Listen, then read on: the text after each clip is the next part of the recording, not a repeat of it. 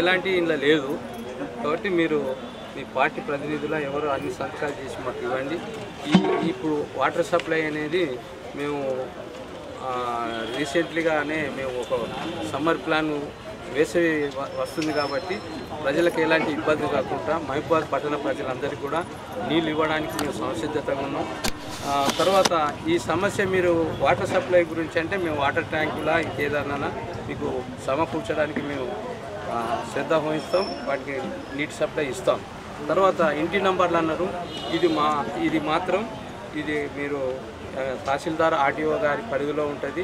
ఆ ల్యాండ్ ఎవరిది ఏం కథ అనేది మాకు ఆ నంబర్లు అవన్నీ ఏమన్నా మాకు ఇస్తే మేము మీ రోడ్స్ కానీ కరెంటు కానీ అన్నీ కూడా మేము ఇవ్వడానికి ఎలాంటి సంకోచం చెందాం.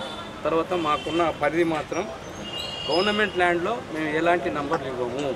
మహబూబాబాద్ పట్టణంలో రెవెన్యూ మున్సిపాలిటీ పరిధిలో చాలా అనాకృతంగా ఎంక్రోచ్మెంట్ అవుతుంది కాబట్టి దయచేసి మీరు కూడా సహకరించి ప్రజలను ఇబ్బందులు పెట్టకుంటూ మా డిపార్ట్మెంట్గా ప్రజల యొక్క గవర్నమెంట్ ల్యాండ్లో కూడా మీరు మీకు వచ్చే హక్కులను మీరు ప్రభుత్వంతో అడిగి తీసుకోండి తప్ప ఎంక్రోచ్మెంట్ చేయకుండా ఉంటే మాకు కూడా వెసులుబాటు ఉంటుంది.